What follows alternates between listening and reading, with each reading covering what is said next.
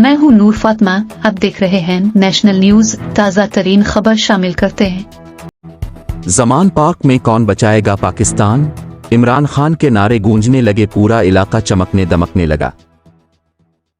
तख्त लाहौर में परेशानी छा गई। पीटीआई का कहना है कि आइंदा 2 हफ्ते हमारे लिए बहुत अहम होंगे।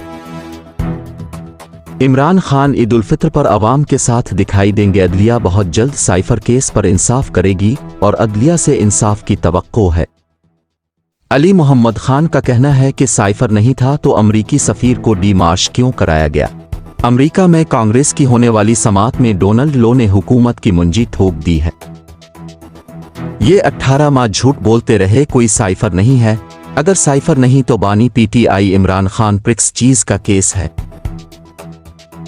अदलिया से इंसाफ की तवक्को है, बहुत जल्द साइफर केस पर इंसाफ करेगी।